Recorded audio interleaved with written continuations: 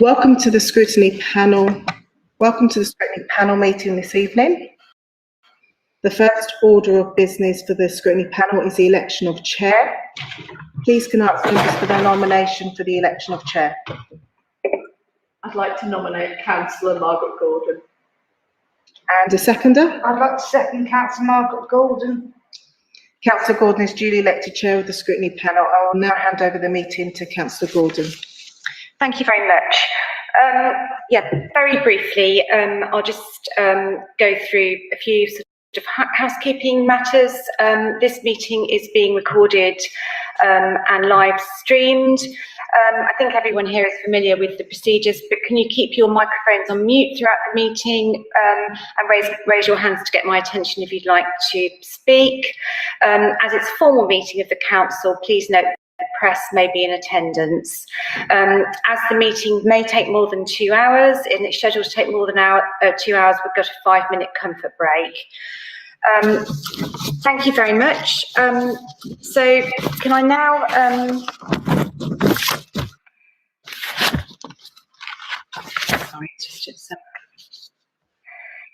so the next item on the agenda is in relation to the Vice Chair. The position of the Vice Chair of the Scrutiny Panel is reserved for the majority opposition party. This position has not been filled by the opposition party, and I think there's no one in attendance from them tonight. So this position will remain vacant. So item 2 on the agenda, apologies for absence. I've got one apology from Councillor Billington and no other apologies. Item 3, urgent items in order of business. I don't think we've got anything to add on that. So item 4, declarations of interest. Do members have any interest to declare? I'm not seeing anything. Thank you very much. So item 5, the first substantive item on the agenda, is the an update from the head of ICT, Rob Miller, who will be talking about the impact of the cyber attack and other matters. I'm just going to go through the introduction to this item. Hackney Council was subject to a cyber attack in October 2020. Those Scrutiny Panel requested a full update on the impact of the attack and the recovery programme of work following the cyber attack due to the live and ongoing criminal investigation into this matter. Not all information requested is able to be put in the public domain at this time.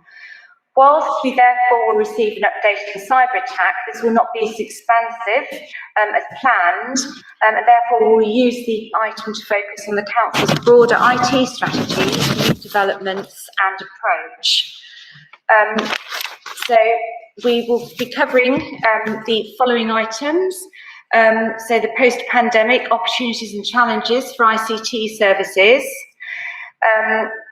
the strategic direction of Hackney's ICT and how our legacy systems fit into the direction of travel, the operation of hybrid meetings and support to develop online scrutiny meetings, the ICT service work to support council services progressing towards the net zero target, and the accessibility of council meetings, papers, documentation, and live streams for the public and other key stakeholders.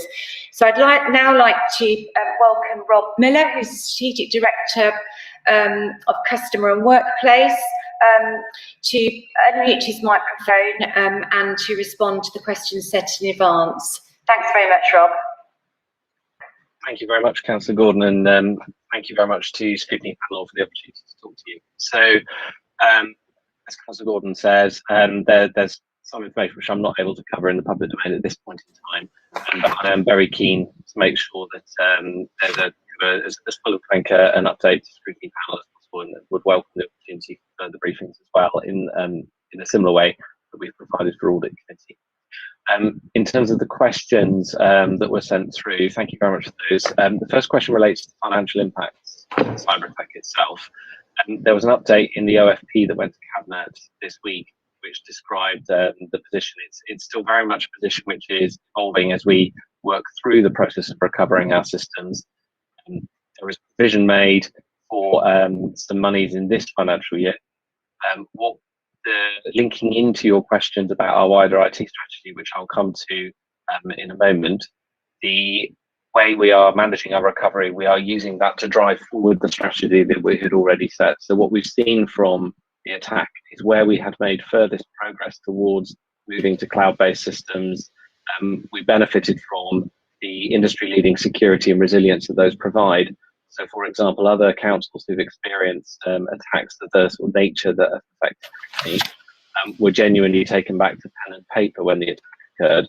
Whereas for us, because we'd already moved to Google Workspace, or G Suite as it was until recent rebranding, because our design was very much around making sure those cloud services weren't dependent on our older systems that we host on our own servers, our core communication tools and our ability to organise as a council was unaffected.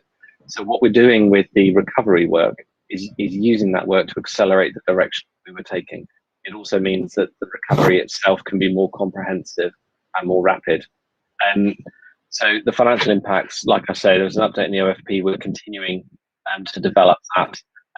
The other question about any financial support that might be available from government, that's still an open piece of work as well.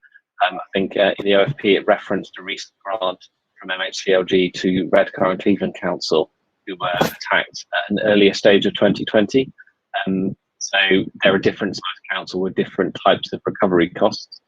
But we would hope that we'll be able to take forward those conversations, but that remains a discussion with central government, which is currently open.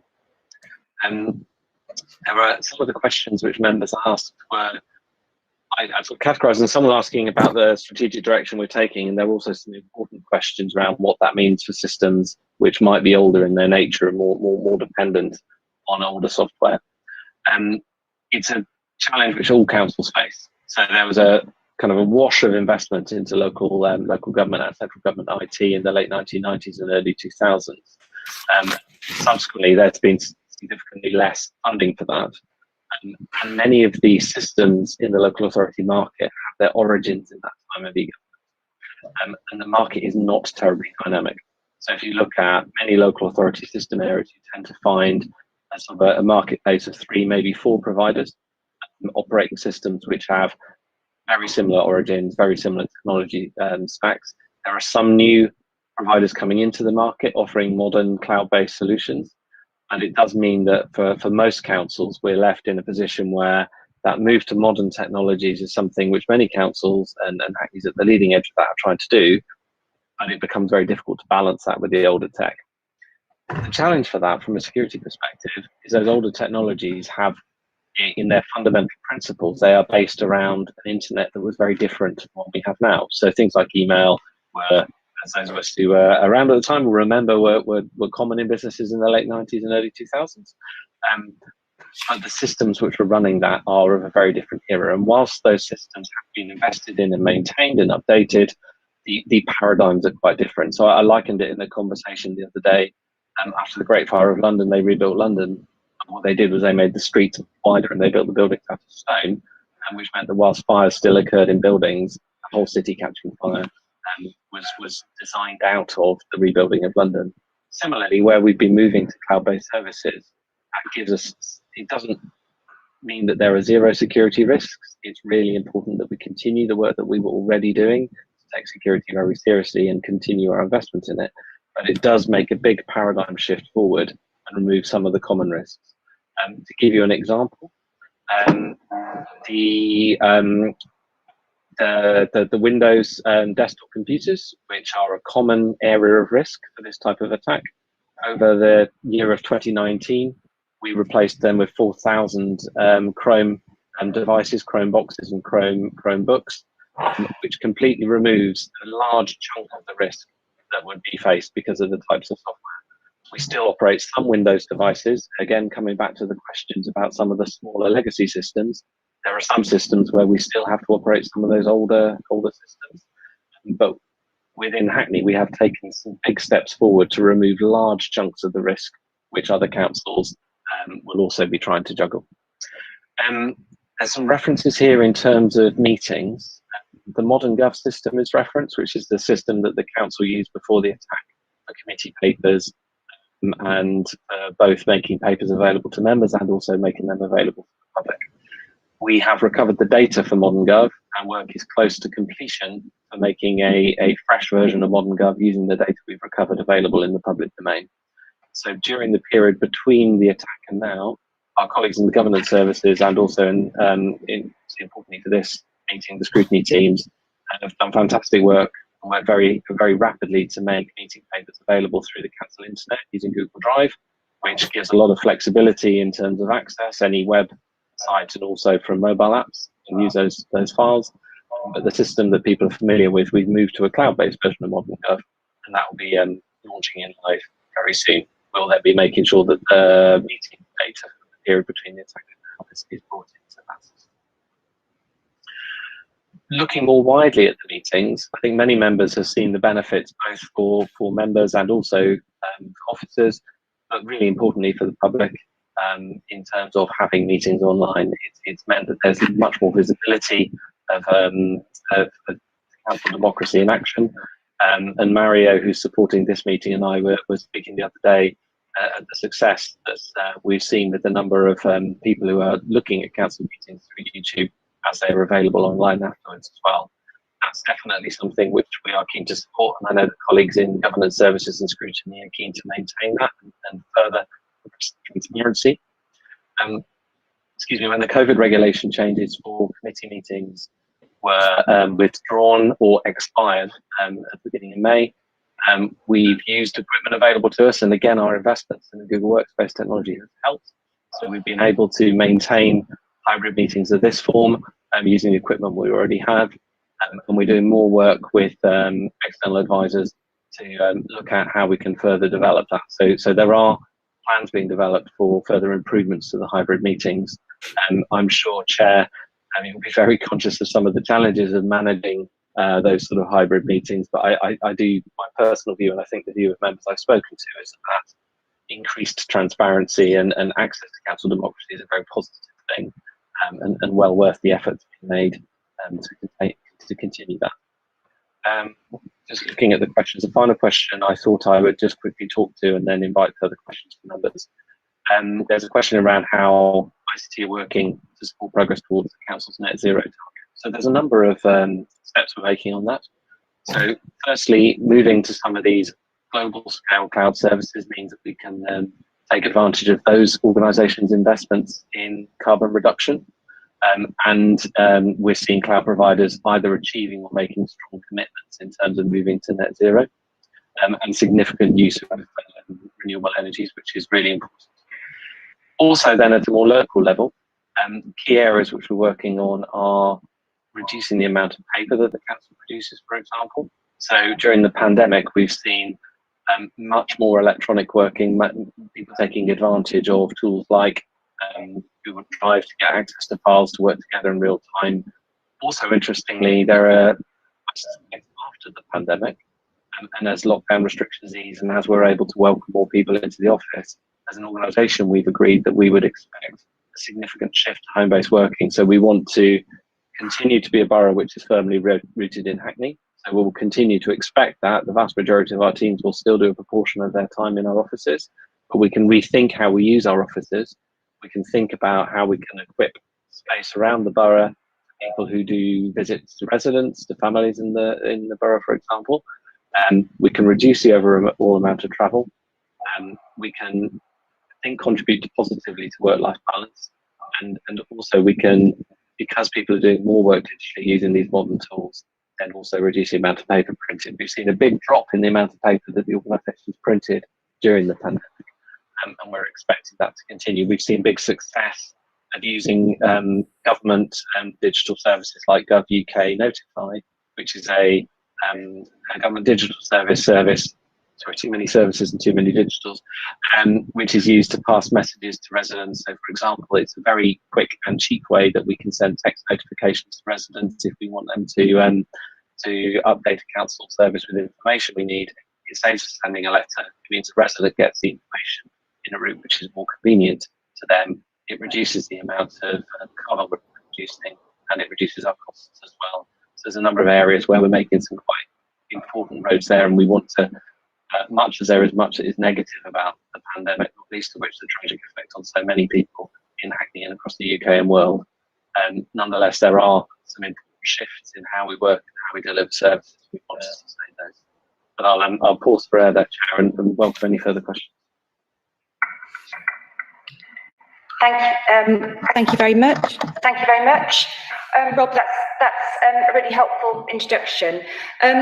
I'll start with a couple of questions. I think the first question I'd like to ask is, and I know that you're aware of the impact of the cyber attack in terms of council services, that some of those services have been far slower to respond to residents. And I think an example that sort of comes to my mind recently is in relation to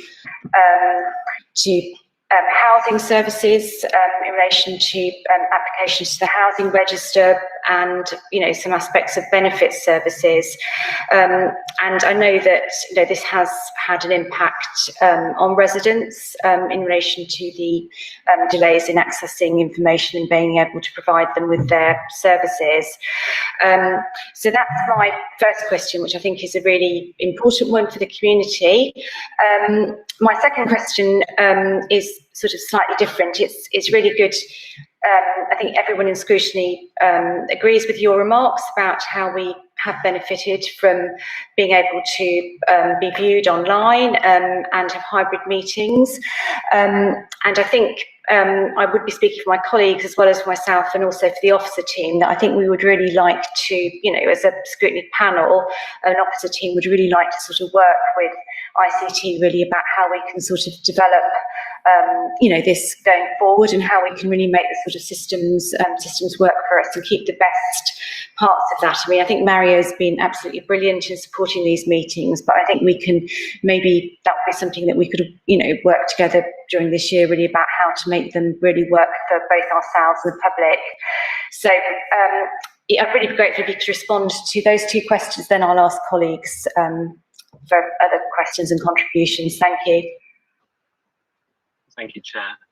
The impact on residents was the first thing on our minds when the attack occurred, and it's continued to be the first thing on our minds throughout this. It's really strongly felt, and I think if you listen to World at One a couple of weeks ago, Jennifer, who's head of our Benefits and Housing Needs Service, summarised it really, really well, and that anger that we feel about the impact on residents.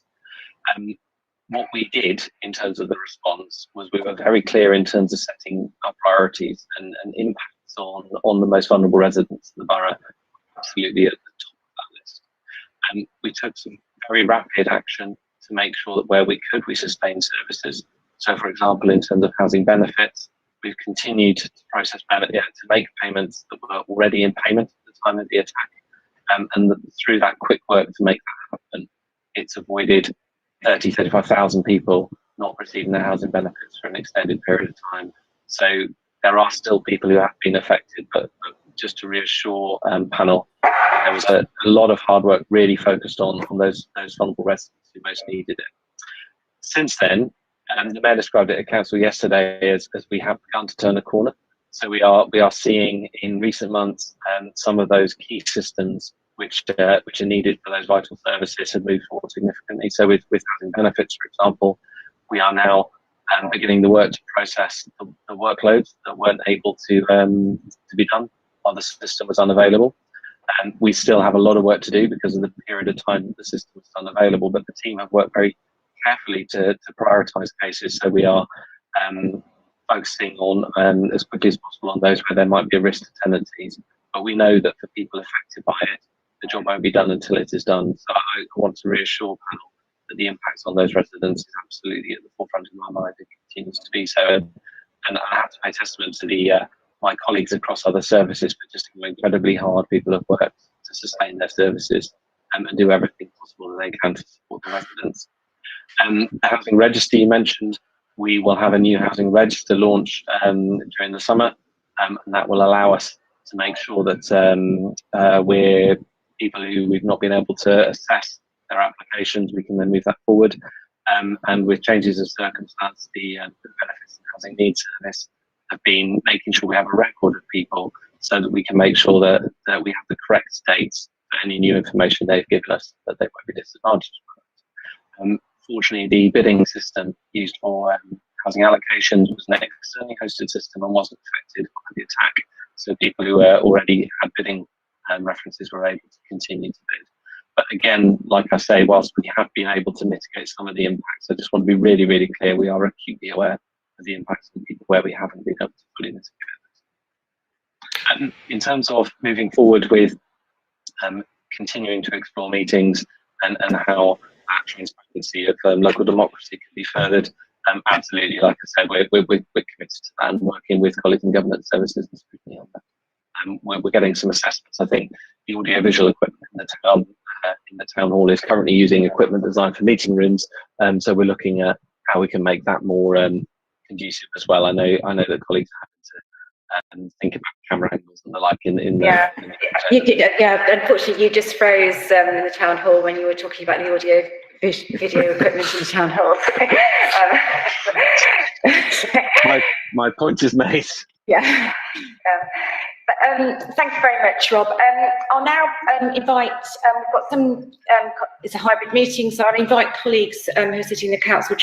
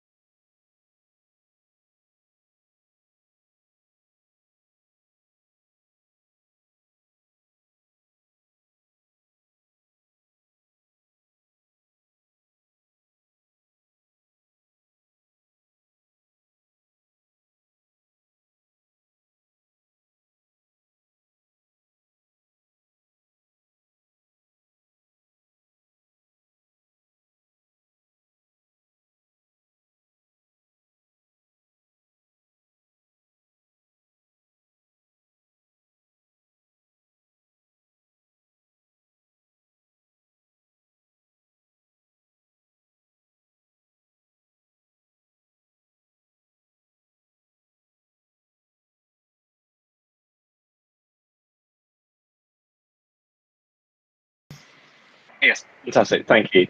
Yes, so on rent arrears, we are at the moment the replacement software for housing arrears management has just been completed and made available to the incomes team. So work is taking place to move forward with that. We have recovered the arrears data, so people's balances should be correct. And as Councillor Chapman will know, we're working very carefully across the different income services of the councils to make sure that as we begin the work to move forward with that, we're being sensitive to the impacts of COVID and cyber on our residents, and making sure that we're following the corporate policy around debt, which we have, which is designed to be supportive to help people access support. So we're trying to make sure that as we move forward, we are being very consistent with that corporate debt policy. Thank you. Are there any more questions from members that are in the chamber? Councillor Sharman, you look like you want to ask a question. Really, just to follow up on Councillor Patrick's question about services, we had a very helpful presentation to the Audit Committee, at which I think we were looking for further data on when individual services might be back performing, and I think you undertook to have a look at those various services and where you are able, and we do understand in some cases you're not able, to make a prediction, so that we are able to tell constituents when we might be able to provide those services again. And I just wondered how far you got with that exercise. Thank you, Councillor Sharman. So there's some information in the, as you say, the briefing I gave to audit and the briefing for members recently.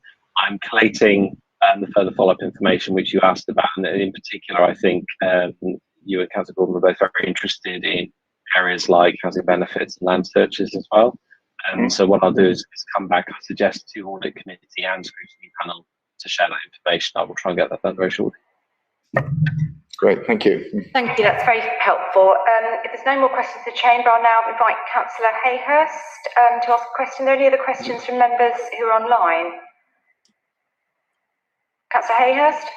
Thanks, Chair. Just on the, I suppose, the update for the different service areas. I mean, I suppose it would almost, just as a transparency mechanism and to help residents, I can just sort of see maybe just one web page or a infographic we could put out as to where we are on the different ones, you know, the different service areas, what we're doing, when we hope to get there, just to that accessibility, show we're on it. I can just see some room for oh, I see I see you just posted one there, Rob, so perhaps that's there. I just haven't seen that sort of out there and posted. And I suppose the other thing is, I mean, it was brought to my attention sort of on the street WhatsApp group the other day that you know you can now apply Hackney on your parking permit, your resident permit online, and to what extent are we just doing everything we can to push the good news messages out there? I mean, clearly that was circulating. I got it from other residents, but I wasn't getting it from the council machinery. Again, it may have been me that I missed it, but just pushing the good stuff that we are doing. As well. Sorry, thank you, Councillor Hayes. Yeah, so we're working hard to maintain this information up to date on that sort of consolidated service status page and also the individual pages for services. It's being kept under regular review. So we recently did our colleagues in the comms team are working with the different services to make sure that they're clear about whether the information is up to date or not. In terms of parking permits, I don't know specifically with that one what communication to arrange with that, but the council's communication channels are quite broad, so I'm definitely happy to follow that up with colleagues in comms and parking just to make sure that they have been including that in the normal channels. One of the questions that we had from members for areas of reassurance was to make sure that we weren't simply relying in digital communications to let residents know what was going on. So we've included information. The most recent Hackney Live, for example, includes further information. We've also been making sure that when the council tax bills were sent to people's homes, we had updates in there, and we're trying to make sure that we are thinking about people who aren't regularly or ever online, as well as people who are using those normal channels. We've also been working to make sure that local media and national media are briefed as well, partly because actually raising awareness of the threats, I think, is really important as well. So we've been doing sector briefings as well to share our experience to try and help support resilience to the sector as a whole. Thank you. Are there any other questions from members? If not, I've got a couple of final questions. Your department, I certainly think it's fair to say that since you've started at Hackney, has had a sort of reputation for innovation in the ways that we deliver our service and supporting other service areas. I just really wondered whether how much with the sort of twin impacts of cyber attack and also obviously the pandemic, you've been able to sort of support service areas with innovative ways of delivery, and whether other areas of the council are coming to you with ideas about, and asking for solutions to their problems. I know that's something that you've done very sort of successfully in the past, and it was, really helpful to hear about the ICT contribution in relation to net zero. But I just wondered how much ICT is a part of sort of discussions, really sort of across council and trying to innovate in different ways that we deliver services. So if we could hear a little bit more about that, that'd be great. Thank you. Thank you, Chair. It's positive to see that the impact of the efforts over the last few years have been sort of visible in that way as well. At the moment, I think with the cyber attack, it's obviously that very much focuses our minds. But like I said, the strategy has been for some years now to move to those modern services to support the redesign of the technology that we use to deliver council services so that we can make services better for residents. I think one of the things I've seen through the pandemic, as well as the huge impact on society and the borough, and also the incredible hard work across offices to respond to that, is I think it's led to some really quite interesting innovations. So if I were to pick one specific example of that, early on in the lockdown, there was obviously the efforts to make sure that people who were shielding were unable to get out to buy foods, and at a time when the supermarket and normal food supply chains were significantly impacted as well. The council, along with other local authorities, stepped up to help make sure that we were able to get food to people who weren't otherwise able to get it. What's been really interesting is firstly that original effort was very much bringing people together from across many different services. The digital teams and the technology teams had an important role to play in that, to make sure that we were able to firstly use our data to understand what the demand might be, and then secondly make sure that we were able to identify who needed help and get that help to them. And we saw lots of people seconded out of their normal work, stepping in to help with that. And at one point, the council was operating effectively a warehouse and delivery service out of the car park, but delivering thousands of food packages. What's been really interesting to see is how that's evolved. So the first thing we saw was, while the council stepped in and delivered ourselves at the beginning, work was taking place in parallel to support the community sector in building capacity. So, for example, the council helping to hold stock, helping to refer to the community sector, work that we had done through our digital work, working with colleagues in health to better understand support services across the borough, turned into very quickly the Find Support Services map we launched. And what's been really interesting is how the data that drives that map has also been wired into what has become our Here to Help service. So our contact centre has developed really quickly over the last year and a half, from something which was largely a way for people to get council transactions carried out, to something where the teams there have done fantastic work, being supported by colleagues in public health with training around supporting people who are in positions of great difficulty, and are now actively able to refer people to support services, either those offered by the council and our statutory partners, or by partners in the community sector. So we've seen something where, in a relatively short period of time, by using some of that kind of creativity and ambition around our use of technology and data and services across the organisation and our partners working together differently, we've moved from a place where customer services was very much focused on how quickly do you answer the phone and how quickly can we get residents the service they need, whether that's requests for waste services or more complex, to something where we've gone through the crisis and then we've continued to evolve from that model because we don't want to lose some of the gains that we've seen through that. So to come back to your question, moving forward, I think there is obviously real pressure across society and local government, and the council has some big challenges ahead, big challenges in terms of the needs in the borough and big challenges in terms of our finances. And the efforts that people have been making over the last 18 months and that need to sustain the well-being of our staff. Nonetheless, I think it's helped unlock opportunities which I think could be really impactful in terms of the services we make, and I definitely see the work that we do across our technology and data teams being at the heart of that. Okay, unless members have got any other questions or points, I think we'd probably like to conclude this item on that positive note. No?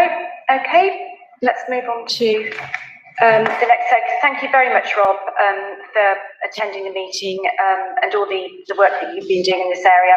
No doubt we'll keep in touch because obviously, I mean, there's obviously a number of ongoing issues and developments that we'd like to be kept up to date with. But thank you very much for your time this evening. And all that thank you very much, Chair. So we're now going to move on to item 6 on the agenda, which is the finance update. So as members will be aware, Council Finance is a fixed item on the agenda of Scrutiny Panel, so that as scrutiny leads, we retain oversight of the Council's overall budget. So we've had 2 reports provided on the papers. There's overall financial position from July 2021, which is the first OFP financial year, and the report provides a forecast on overspend, budget pressures, and the Council's financial position as of May 2021. And the second one is the Cabinet report from July 2021 on the capital programme, updates to members on the capital programme agreed in the 2021-22 budget. And this report details the capital spend commitments by the Council for investment and maintenance works. So I'd like to welcome to the meeting Ian Williams, the Acting Chief Executive, and Jackie Moylan, Director of Financial Management. So I think, Ian, are you going to be presenting the report? Yes, if that's okay, Chair. What we've done, just because I'm conscious the 2 papers are quite substantial, and I know members will have been through them in detail and sort of gone through them, is I've done a short slide deck that tried to summarise the overall financial position and draw out the key points from those reports, if that's okay with you, just to run through and I'll present that on screen. That would be extremely helpful. I think that these always are. Are you able to present it? So. I'm hoping, yes, I am. Yeah. Making sure it's been a month or so since we've had one of these meetings, isn't it? So just make sure I get it right. There we go. Right. And I'll hit the present button, and hopefully I won't be able to see anyone, but hopefully you can see the slideshow on screen. So if it's okay, Chair, if people I'm happy to take questions as we go. But I won't be able to see anyone raise a hand or shout. Can people see the presentation? Yes, that's great. I can see it. Right, cool. Excellent. Great stuff. Okay. So what we're going to run through this evening is firstly an update of where we are with regards to the financial position for the financial year that's just gone, so 2020-21, and then we'll do a quick update on where we are with the current financial year based upon the reports that you've got before you this evening, and then thought it'd be helpful just to give latest position around the London picture, and then of course an update on the capital programme, and in particular, the report that went to Cabinet on Monday night was very comprehensive and included a number of proposals and investments, significant investments, not just to maintain our existing assets, but also to take forward works with assets that we know we've got to do something with. I'm happy to take questions about that in detail in a moment.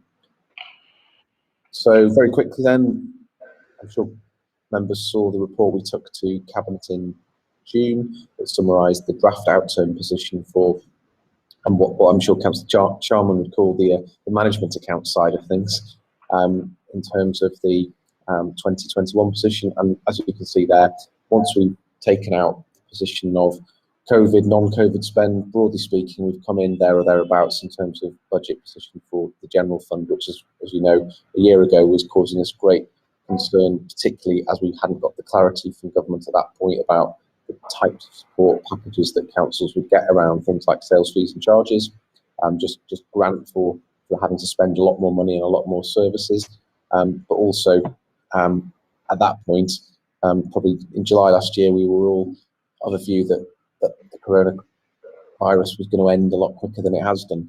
But as I say, I'm really encouraged and really grateful to all colleagues, not just in the finance teams, but across the council, for the way that we work really hard to make sure that we've protected the council's financial position as much as we can, particularly with the overlay of the cyber attack, and brought the general fund in there or thereabouts in terms of financial balance. Bit more detail on this slide. We're just reinforcing there. I think £0.8 million overspend on a gross budget, which with everything all together is nearly 1.2 billion, is some task, given all the other things that have been going on. And we'll continue to apply that focus, that scrutiny, that due diligence on things. Just would reiterate to members, and this is what I said at the audit committee last month, there are a few things in the forecast that we have got challenges with, and the obvious one of that is our big area of spend around the housing benefit subsidy claim. Our benefit subsidy claim is around £300 million a year, and obviously that's where we act principally as a agent of government in terms of the passporting through those monies. Obviously we have to make sure we administer that money most efficiently and in line with all the things. We've got a very strong track record of doing that, but the cyber attack has had an impact on our ability to fully undertake the calculations. But I would say that, particularly like to place on record, thanks to Jennifer and Rob and the team, who've really been great supporting Jackie and myself, making sure that we've been able to have really proactive and productive discussions with DWP about how that goes through, and that's been really encouraging. Turning to the housing revenue account position, which I know in particular is something that a number of members on this committee are particularly interested in. It was another challenging year for the housing revenue account, I think almost regardless of the cyber attack. COVID brought in a number of challenges, particularly the understandable ban on any evictions and court actions, but that did have an impact upon people and their willingness sometimes to pay rental income to us. So it's obviously meant that our income collection rates are down. Also had a big impact upon our housing DLO. So whilst we still continue to, as you quite rightly expect, pay our workforce, obviously they weren't able to do all the works they would normally have done. So there was an impact there. So that's something that needs to be worked through. What we've looked to do though is mitigate some of the income side of things with reductions in spend. So obviously if we can't do maintenance works, which I know and we all know has a longer term impact, has enabled us to reduce the budget headings for spend in the current financial year to enable us to bring that budget back into balance. We do have some ongoing risks, which are no surprise to people on this committee, in particular the impact of COVID on tenants' ability to pay. A real concern of mine is that we know that Hackney's got circa 30,000 plus residents who were on the furlough scheme from some of the data I've seen published.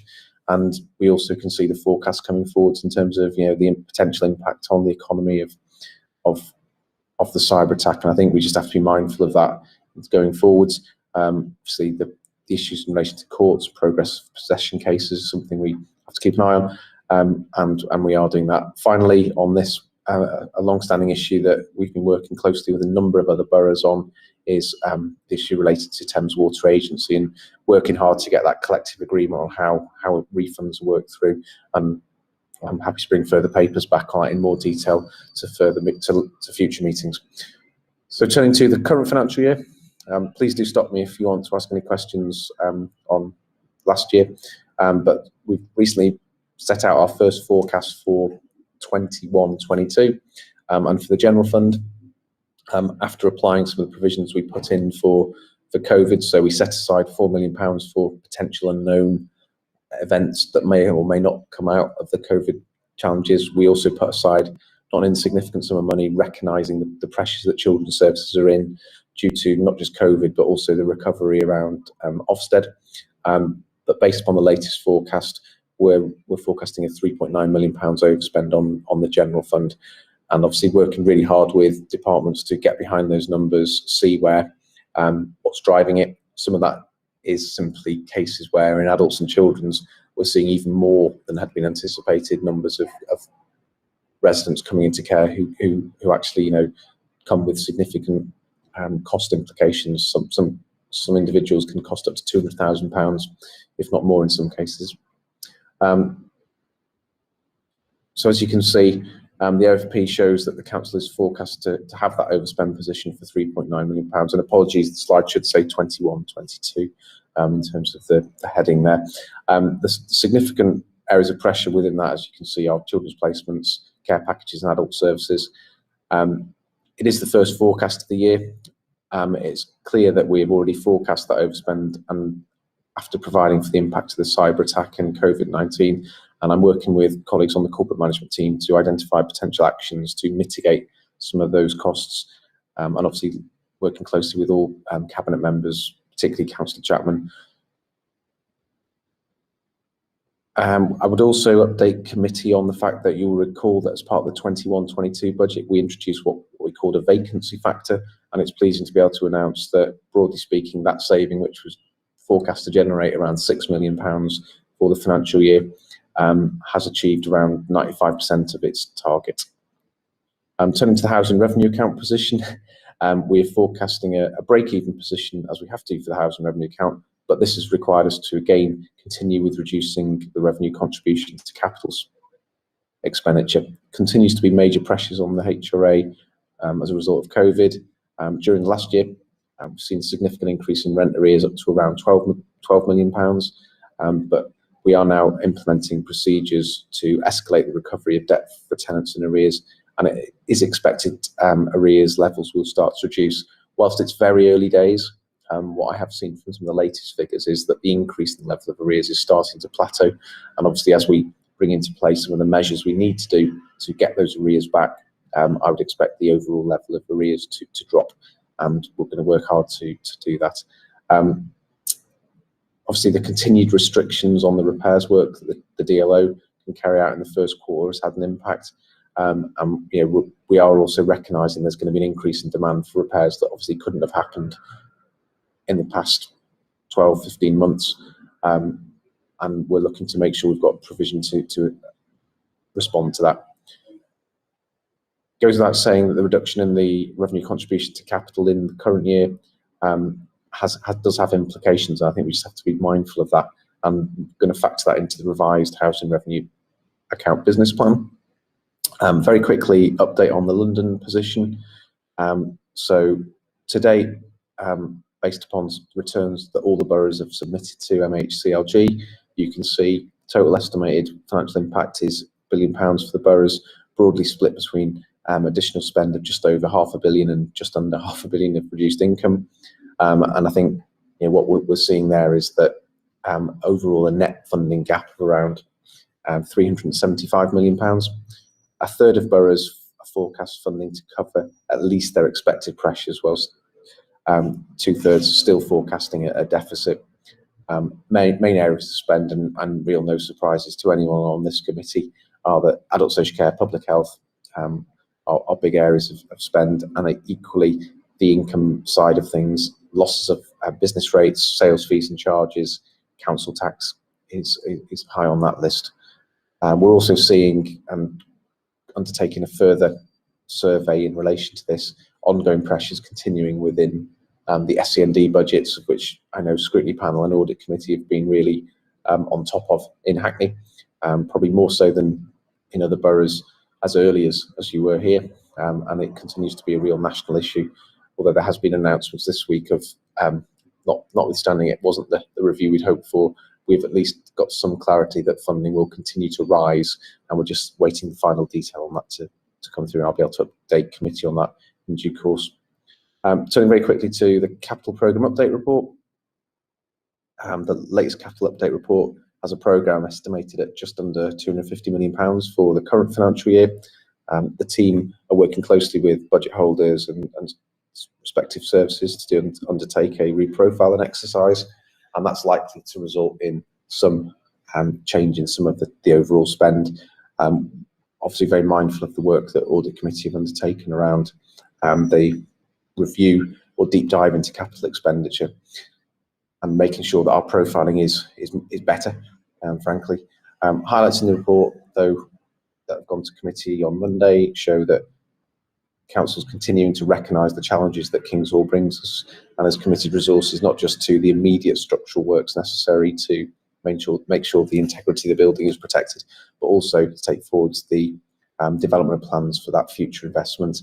In addition to that, and a long-standing commitment as part of the Building Schools for the Future programme has been our what's called the sort of whole life costing investment into that programme, and there was a £3.3 million investment planned over the sort of summer and early autumn into that service, and again to reinforce our commitment to invest in improve our sustainability is the investment in LED highways street lighting. Council's got a strong track record of investing in street lighting, and this just reinforces our ongoing commitment to do that.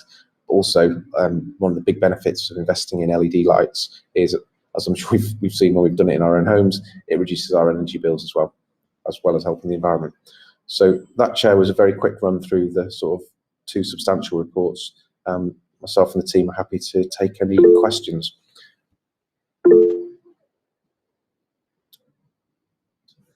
Thank you.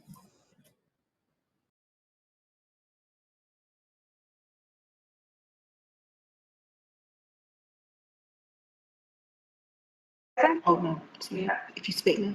Councillor Chapman? Oh, I thank you. Yeah, thank you. I just wanted to add, I mean, look, in particular respect of the overspend in the current year of 3.9 million, which is obviously difficult. As you can see, there was lots and lots of issues in there, but the underlying is always the continuing problem we have with expenditure in social care in both children and adults.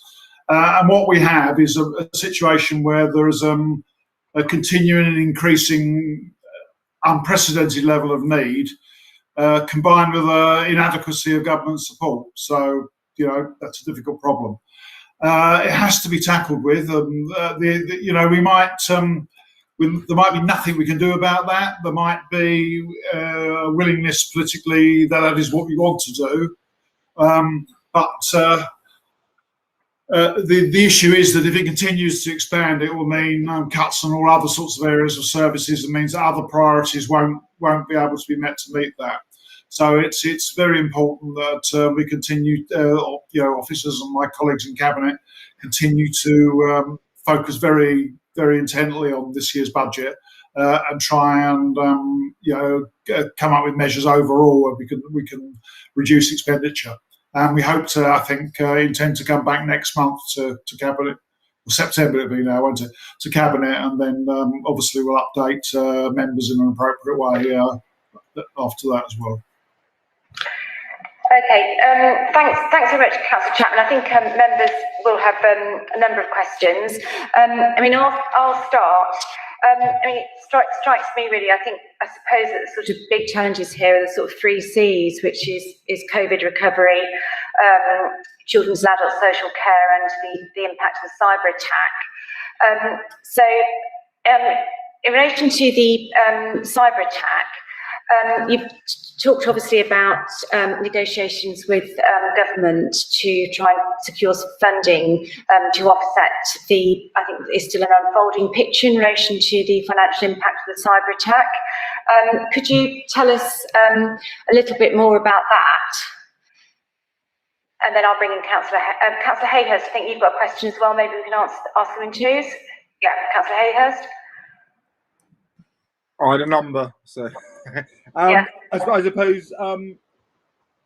Firstly, I suppose. I mean, we're often met with an overspend on the OFP, and of course that's sometimes met by the differential between the 95% collection rate and what we actually get, and also the fact that some money may have been put into reserves each year to cover it off. So I'm just trying to get a gauge. I mean, it struck me as possibly being a little bit higher than where we normally are, but not massively higher than when we normally are. So it's just trying to get a steer from you, Ian, as to how concerned we should be of that, or is that just in the usual scope of things? I don't fully understand what vacancy factor is, if you could just explain that. Another thing was just how much less did we put from the revenue fund into the capital fund compared to previous years. King's Hall, I was wanting to just ask about going forward to the next stage, if we are keeping that site going. I appreciate a lot of work will be going into this now, possibly for future announcements on it, but what sort of overall budget could we possibly be looking at to redevelop that site? I mean, and where would possibly we get that funding stream from? And also, to the extent that you're possible, I think I'm on my 6th question now, but net zero and how we get there. I'm going to stop you in a minute. A number of points. Thanks, Ian. Actually, and maybe we can, net zero, I think maybe we'll round off the questions after we've gone through everything else for net zero. So just answer the first 5 questions, please. Yes, certainly, Councillor Gordon. Quite a few things in there, isn't there? Right. So if I miss anything, I hope I've jotted them all down, but please do step in if I've missed anything. I'm not trying to avoid anything. So on the cyber attack, so just to recap some of the things Rob reinforced in his presentation, we've been really well supported by all central government departments, from the Cabinet Office through to Department of Work and Pensions, in terms of engagement with us in addressing our challenges around cyber. I think they've been some of the most constructive and positive discussions that I've been party to with central government in my career. In terms of financial support, obviously very mindful that government does give councils financial support, and of late has given councils financial support, not just in relation to the example Rob quoted about Redcar, but also in relation to other financial challenges. And one of the things I've often said about the support that's been given to councils, particularly in financial difficulties, often it comes with strings attached, and those strings attached tend to be either through, whether it's appointment of commissioners, whether it's through the appointment of people to advise, for want of a better word, or support the management, the politicians. Often it comes with strings attached. So we need to be very mindful about the extent to which the financial challenge we're posed by cyber is one which may or may not come with strings attached that actually we don't think are the right strings attached that we want to take. What I would say, though, is we're now in a position to have greater clarity on the issues around finance for us. So we know some of the issues we've had to spend extra money on, in terms of either not just bringing forward planned expenditure to replace systems, but where we've had to identify proposals to speed up or recover the backlogs, and where we recognise there'll be some income streams we'll not get. And so what Rob and I are undertaking with officials at this stage is really making sure that what we put forward to people and to government is a really credible package of proposals, because what I've seen happen in some other instances is people ask for support but actually can't evidence it. I've got every confidence that when we have some more detailed discussions which are being scheduled with government officials, we can put forward a real credible, detailed package of challenges, and then look to work up a package of proposals with them. I'm sure, and I know it might be frustrating in part for the Scrutiny Panel, but some of those discussions are ongoing, and I wouldn't want to try and prejudice them by saying more in this meeting than I can. But obviously we can have discussions in another place on that. But what I would say is they're really they're positive discussions, certainly from the ones I've been part to. That's okay, Councillor. Does that give enough of an answer to your question in this form? Yeah, I mean, thank you. I don't know whether Councillor Hayhurst wants quickly to come back on any points. I think we'll maybe leave the net zero questions to sort of the end of this section, if that's okay. And we just, Councillor Hayhurst, do you have any follow-ups? Right. I think he was mainly dealing with your responses there, I think. If Yeah. So if I deal with your if that's okay. So I think obviously one of the big impacts the cyber attack has had is it's really impacted upon our ability to collect the two principal sources of income that have generated us previously some flexibility.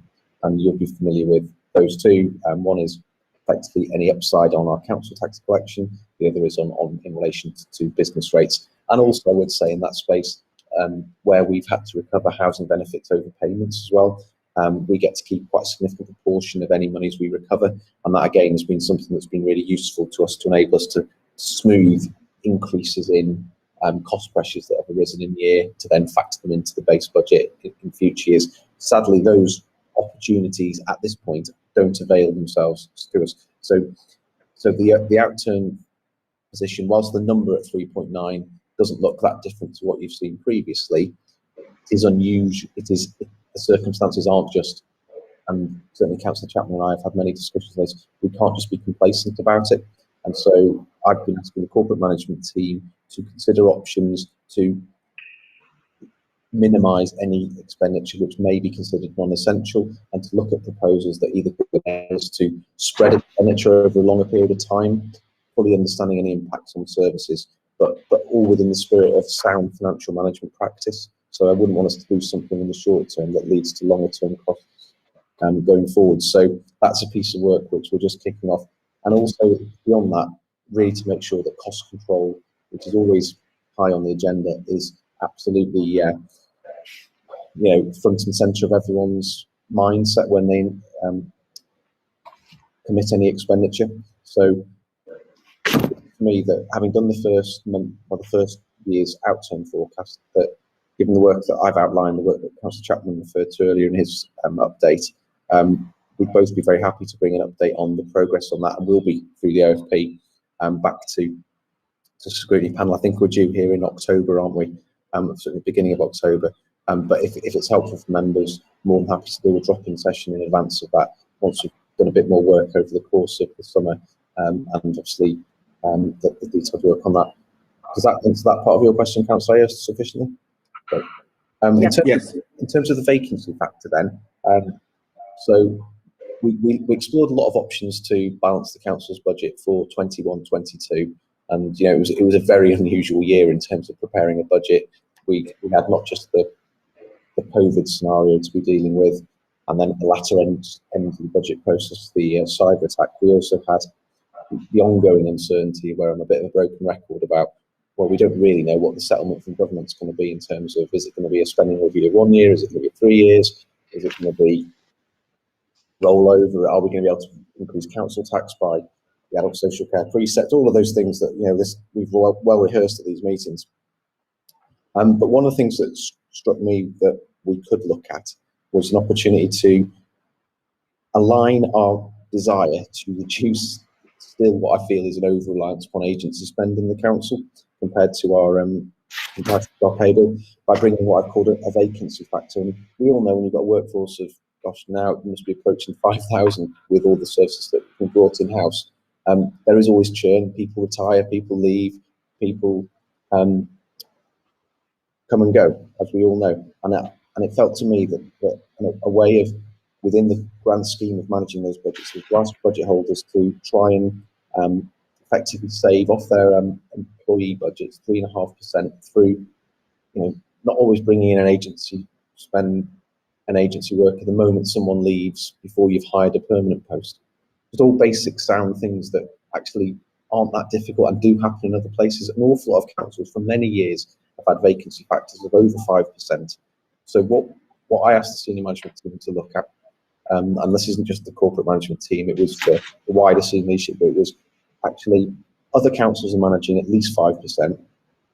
Where we are with our budget process in a very challenging year, and particularly after we've been hit by the cyber attack, was I could see a way that with a 3.5% vacancy factor, which is within the realms of what one might classify as the old efficiency indicator standard, which should not be beyond the calibre of management we've got here.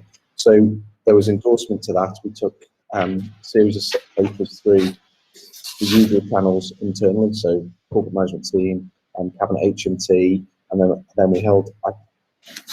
My memory might be failing me, but I thought we held a session with members to explain some of the issues with it, but I might be confusing it with when we did the functional redundancy scheme. But I certainly There was a session, I think I could, yeah.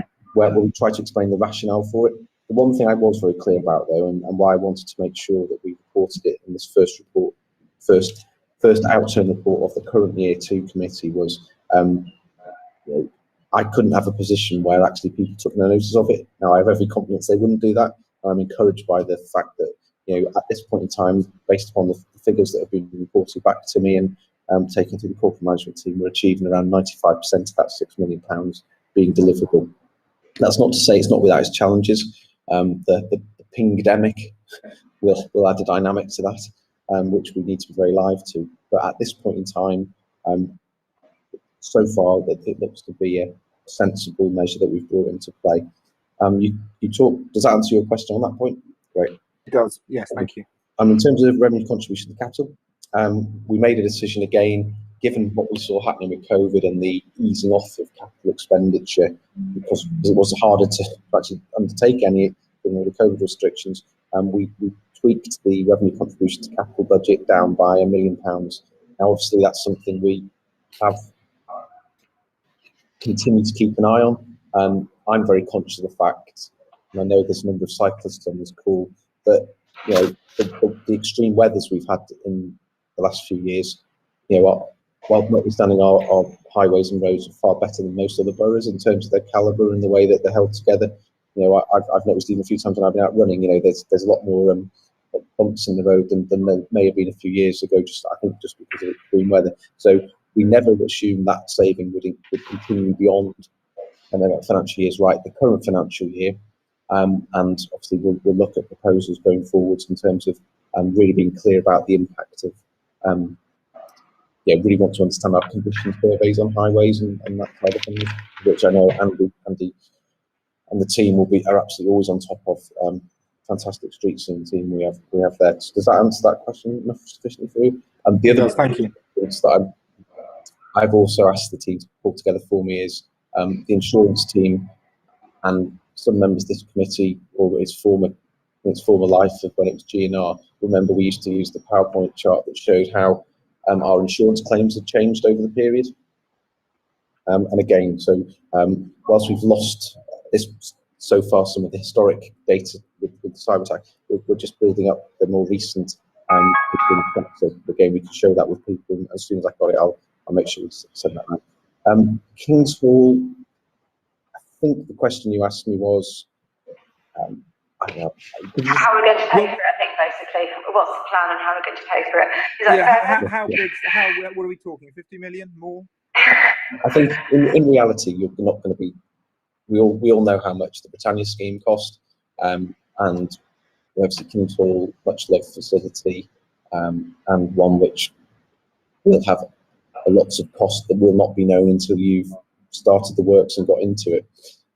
So great deal of work's been undertaken to really fully understand the costs of that facility, and that's why Cabinet committed to that investment, firstly to safeguard it for short term, but then to start the works for longer term. But I think you're absolutely right. If it's anything much less than £50 million with all the other costs that go with it, be it project management and services, I would be surprised. Obviously, there's a lot of work that still needs to be done on that, and it would absolutely need to be part of a decision. And this was reiterated in the Capital Programme Update report that any decision to ultimately press the button on it would have to be properly resourced and clear how it's going to be financed. And that could be a number of measures, and one of those could be that the council could undertake to build into its revenue budget borrowing funding in the usual way to support that cost. But that would obviously, as you'd expect, be something that was subject to significant scrutiny and review as part of the medium-term financial planning process. But I would say, though, that actually doing nothing with King's Hall isn't an option either. None of us want to see a scenario like Haggerston Baths play out, and even before we got to the place with Haggerston that we did with the developers working with us on that now, we were incurring massive costs just with it closed. So there is a judgment that has to be made with some of the legacy buildings, for want of a better word, that the council has.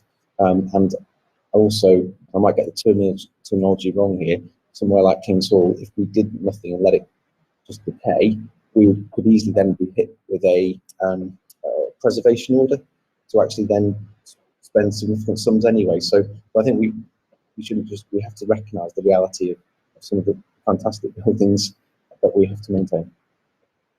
Thanks very much, Ian. That's quite a virtuoso performance getting through those questions. Okay, I'm going to now turn to colleagues who are in the council chamber with me to see whether you've got any questions. Councillor Conway? Yeah, so I just had a couple of of questions about So this one. So yeah, I just had a couple of questions to ask about the overspends, quite specifically relating to looked after children and living care placements. I just wondered, I can see from the cost reduction proposals various different initiatives that are being explored, but I just wondered to what extent the housing crisis and the fact that our foster carers who are in need of bigger properties to be able to accommodate a greater number of children in the borough, but also the placements that the money that we're spending on placements for over 18s, to what extent is this impacted by the fact that we've got a limited supply of accommodation for both foster carers and also for over 18s leaving care? Is there another question before, or, I mean, that's a very important question. I can't see anybody. Okay, no, they go ahead with that. Thank you, Ian. But I think that's a really absolutely pertinent question, and really comes to the hits on the nail the real challenges the housing crisis is bringing to the borough. Quite fantastic efforts by teams across the council to generate more supply, and unfortunately with all of that, it hasn't been possible and isn't possible at this point to generate the supply to meet the demand, and that then is leading to challenges with children looked after care. I mean, it was really pleasing to see the changes brought into the lettings policy that recently went through cabinet, making sure that children leaving care are recognised in that. I think that was a real positive progression. What I would say on responding to this housing point, though, is that only this morning we held a first session across cabinet members and senior officers around how we can be more as a council working across all of our services, so not just leaving house building to the estate regen team, effectively looking to see how we can work much better together to actually generate more supply. But that is going to ultimately, as you all know, involve some hard choices. And Jackie, I don't know if you want to add anything on the children's looked after care piece from your experiences in that service. I do know that in the past that the looked after children's services work very closely with what is Jennifer's team in terms of bigger council houses, etc., to see if there's any mileage in undertaking swaps where we need additional foster carers. And one of the things we've also done as well, we have invested in some extensions to foster carers' homes, so like loft conversions, etc., so they can take on more sibling groups, etc. So there is work that's been done across the council, but I think it is recognised as an issue, yes, in terms of those bigger homes in Hackney.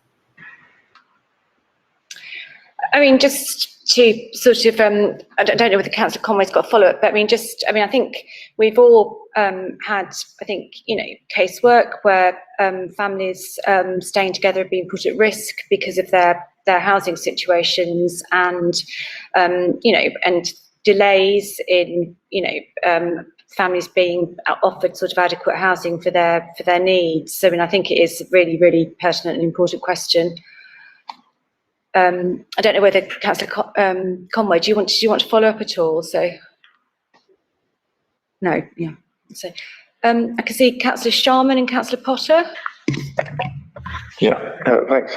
Yeah, I just really wanted to pick up on Councillor Chapman's point about the development of the pressures on us in the medium term, because when he talked about the inexorable pressure through children and SEND budgets, children and adult services, leading us increasingly to feel a tension between those services and the others, I think we ought to really think and reflect on how these pressures are driving us, and our strategy both to think about them, because there are other medium-term pressures that are going to come on us. We're going to talk about CTRS shortly. There's obviously the zero commitment, and what we're being, if you look at the 3-year perspective on us, it's just, I guess, being really trying to become aware of and think through some of these medium-term pressures on us, and how we consciously have to make decisions about where, as a council, we're going on this. The only other point I wanted just to press Ian on, and it's a bit resembles that, because the other medium-term pressure on us is cyber, which is not just about this year, next year. It is about probably 2 or 3 years. So I wonder whether there's a way in which we can bring these various pressures that are leading us to make some and think about the hard choices that will confront really future administrations. And it just seems to me that we ought to be helping that process. The final point I just wanted to ask Ian is whether he thinks from the first capital budgeting, the audit deep dive on capital budgeting was having an effect in terms of the estimates, whether he feels more confident about these, because these have varied very widely historically from first estimates through to outturns. So that's a more detailed this year question, but the bigger issue to me is about the balance of where the council's going, looking into these sort of medium-term pressures that Ian and Councillor Chapman have talked about. Okay, I've indulged you as well with 3 questions. I think I'll maybe take Councillor Potter after Ian's had a chance to tackle those. That's okay. I wasn't sure, and maybe I misheard if the first question was more directed at Councillor Chapman. Maybe it was, yes. I think it was. Happy to. Yeah. So. Well, the only addition here that I think we do need to begin to create a way in which we understand the medium-term financial pressures. You've always rightly talked about having a medium-term financial strategy, and whether between you and Councillor Chapman we can begin to feel the extent of the pressures and likely outcomes over, say, a 3-year period. I think that would help us as members understand the dilemmas that you both have talked about. So I'm happy to maybe kick off. Councillor Chapman, do step in if you want, if you feel it's more appropriate for you to speak on this. But I'm afraid it would be good if you would kick off, because I missed quite a bit of the stuff. Yeah, I got the sound cut out for quite a bit of the question on mine. I'm sorry. No problem.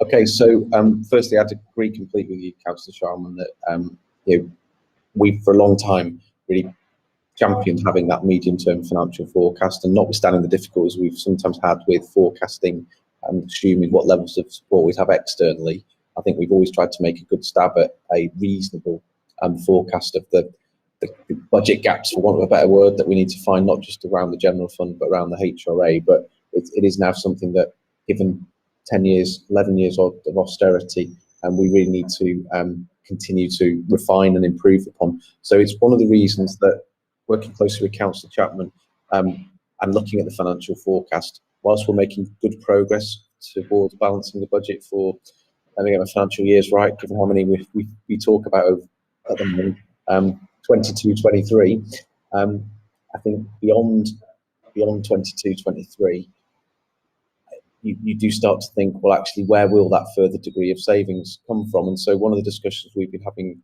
as a team between Cabinet and the Office of Core is effectively looking at actually, and we haven't quite cracked the terminology for this, but it's effectively whether it's a base budget review, policy-based budget review, but it really is about classifying, of all the resources we've got based on our estimates, how best can we deploy them for maximum impact? And I would see absolutely a role for both Scrutiny Panel and an audit to really be part of that process, because it won't be without its challenges. In addition to that, the finance team have given further thought to how they can work even more closely with services to identify the medium-term pressures coming downstream. There's still going to be a bit of work to do understanding the long COVID impacts of a lot of pressures. I still fear we're still yet to see some of those impacts from youngsters who haven't been able to attend school for vast parts of the last 15 months, and potentially for the future, given the sort of pandemic. But also there'll be other impacts that probably we haven't even thought about in terms of impacts on individuals because of COVID. So that's something that's ongoing, but we are absolutely on top of it. And I see this forum, and why I've always been very supportive of having the standing item of the finance update, for want of a better word, being on the agenda for this panel, is for the reason to make sure that we're properly being very transparent about it. I'm very up for working closely with you all on how we address it. Does that get anywhere near answering that part of the question? I'm happy to do. Very helpful, thanks, Ian. It's a future task, and I think it's one we ought to be addressing. That's all. I don't know if Councillor Chapman wants to add anything to that bit, and I'll happily deal with the capital piece as well. I haven't forgotten about that. No, I haven't really got anything to add. I think that's absolutely right. I mean, as Ian Williams has just said, we're looking at a way to have a much more thorough look at how budgets are put together, how they work across the council, how they fit in with policy priorities from the angle of looking at the policy priorities first. Because how to put it? I mean, there's a lot of you hear. I'll just say a lot of talk about lifting, levelling up from the Prime Minister. I mean, my view, it'll be a lot of hot air at the moment. But however you read it, when you look together with the longer-term forecasts of the Chancellor, it looks like continued austerity for local government. And obviously, there are campaigning issues there for us, which we'll pick up on. But there's also a need just to look at how we manage all of that into the longer term, in the light of all of our resources, expectations on resources and all the things that we'd like to do. Obviously, we're very constrained, but I think we need that thorough look. I think most budgets tend to be dealt with, don't they, on the margins. You look at we've got a £1 billion budget or whatever it is, and we look at our savings of 11 million or whatever it is, and we look for savings on that. I think every now and again you have to have a thorough overlook at everything that's in there, and obviously we'll do that as administration, and we would expect to fully involve other members of the scrutiny and audit process in that, where we can. Great. And I think just to build on what Councillor Chapman said on this process, one of the things that we've both been really keen to ensure is that this process, and it's why the terminology of it's really important to me, is it can't be seen as just a finance activity. It really needs to be a cross-council call. Even the word corporate makes me nervous at times, because it then applies, it's just those central departments leading it, which then leads you back to thinking it's finance. It really needs to be a cross-council piece of work. We had a really good presentation this morning from Group Director for Adults, Helen, at the meeting I referred to earlier about the discussions about housing, and she made very valid points about the fact that as the budget holder for service that provides services, but no, I'm getting the words right, but 30% of the council's budget is spent on, it actually deals with about 3% of the population.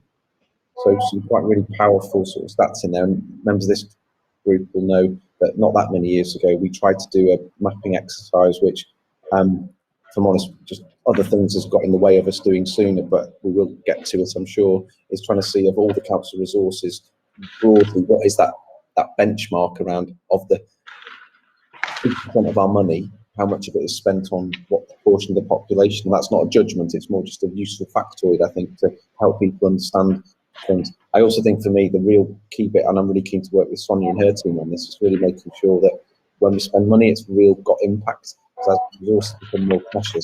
And we've seen this through the work we did on COVID, that actually there were a number of places probably where we were spending money, different bits of the council, or the bits of the public sector were spending money in a way that actually was replicating or duplicating, and actually diluting impact. I think we can do better on impact in a lot of places as well. But it's really important this exercise isn't just seen as a finance-led activity. It really needs to be across the board and across all of the members as well. And of course involving residents. Can I add, and I'll just sorry, come back again, but and it's just bit processing. I mean, one of the things Ian Williams and his team have been doing is making sure he's setting up processes so that the whole corporate plan. And you remember we put the corporate plan to council last night. An excellent document covering all our proposals and activities rolling forward.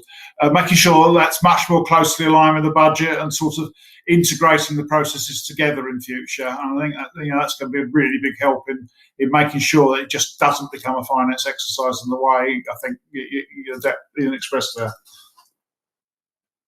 And then finally, Councillor Hayes, if it's okay, Councillor, I'll just pick up the comment on the capital programme. So absolutely, the team have really embraced all the work that was done as part of that audit deep dive. I think in terms of the forecasts that are in the report that's gone this month, my only hesitancy, and Jackie will come in a moment to explain some of the work that's gone into doing that forecast for us, is that we just must be minded that those forecasts are based upon where we are now. Whilst we've had a good track record through COVID of managing to continue to deliver, and we all hope this doesn't happen, but if there were to be, other waves, other uncertainties, that will obviously have an impact on those forecasts. But Jackie, I know you want to come in just to clarify a bit more about what we've done to learn from the work we did with audit. Yes, I suppose one of the main things we've done is in terms of the challenge we put back to the service leads when they put forward the capital programme for the year, and we've also instigated a target in terms of because if just so committee members are clear, one of the issues we've had is sort of over forecasting what we say we're going to spend in the forthcoming year. So there was far more challenge back to the service areas to around their spend profile filing for the coming year, plus a target of to be within 5% of that forecast. We're currently undertaking the first major reprofiling exercise of the year now, but even conversations I've had when we've had capital bids, etc., and capital approval forms coming through, it does suggest that it did have an impact. Even those sort of early conversations I'm having with heads of service, etc., around capital bids suggest that they are thinking a bit more about it. But I think, as I've said in the past, that notwithstanding the risks that Ian mentioned around COVID, etc., that the proof of the pudding really will be in the eating. So once we get sort of further through into the financial year and see what our spend rate is, we'll have a much better idea of the impact of those recommendations. Much, everybody. I think I'll now give Councillor Potter an opportunity to ask her question. And are there any other questions? And Councillor Conway. I was going to ask a question about our capital investments to the zero carbon roadmap, but I think you covered it, didn't you? You said you're going to come with far more detail in October. Sorry, I haven't quite been able to hear everything going on, so I might have missed more comments. So if you do have something more to comment on that, that'd be great. The other thing I was going to ask about was the OFP refers to the declining income from the S106 and SIL payments. Again, I hope I haven't missed you talking about this. How will this impact future capital spend and ambitions for the council? Is this a short or medium-term issue, and are receipts anticipated to increase? Yes. Councillor Conway, do you want to quickly come in with your question? Thanks. Sorry, it's back to children and young people again. I just wondered what financial contingencies are in place for any service improvements that might be required as a result of the current Ofsted inspection for children's social care that's currently underway. Thanks very much. Did you get all those in? I think yes, just to make sure I heard them. It was a question from Councillor Potter on section 106 and SIL and changes in forecasts, and Councillor Conway around potential risks emerging from the focused inspection from Ofsted. So yes, I mean, in terms of section 106 and SIL, obviously the driver for those income streams isn't as certain, for want of a better word, as say, I don't know, housing rents, where we know the number of properties we've got, in normal times business rates, where we have an understanding of the number of properties there are and the relative position of the economy, and of course council tax, which is probably one of the most stable and predictable taxes that exist in our whole taxation system. Section 106 and SIL are principally driven by the amount of development that's going on, and so you can have scenarios whereby if you have years where there are substantial developments, and by that I would signpost something like in the south of the borough, you'll all be familiar with the scheme which completed a couple of years ago now, probably even more than that actually, Principal Place, the headquarters of Amazon in Europe. Now, there aren't going to be many of those every year in a borough like Hackney. So obviously, I think we're having problems with your sound at the moment. I don't think we've heard most of your last couple of sentences. Oh, okay. Maybe start again with Amazon. Yes, I think that was, okay. So sorry. In terms of section 106 and SIL, one of the challenges with that is it's obviously driven by the type and the scale of the developments that happens. So, for example, something like an Amazon building, which is a significant development in the borough, would attract significant section 106 payments, and under the new regime, SIL payments. Similarly, developments like the Britannia Leisure Centre, where I actually pay SIL to ourselves because of the way that the regulations work. Again, we don't build one of those every year, if only we could.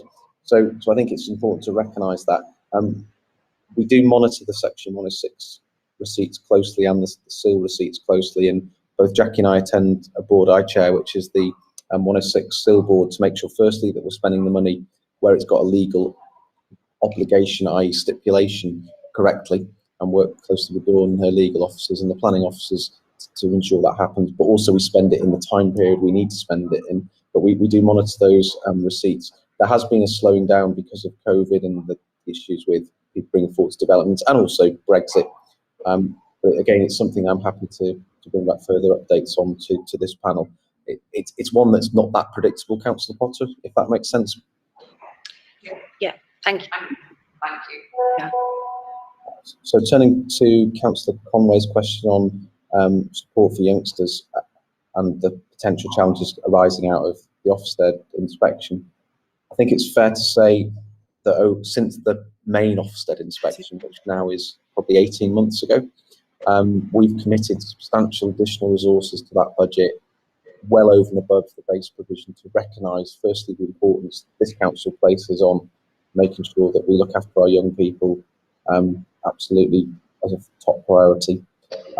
As you saw in the forecast outturn report going to Cabinet in July, we committed an extra £1.5 million over and above the additional resources we put in to enable that service to continue to progress. I would obviously hope, like us all, that the Ofsted focus visit will recognise the progress the council's made, the investments it's been making under previous and new leadership. But we need to wait and see what happens over the next week about what that outcome is.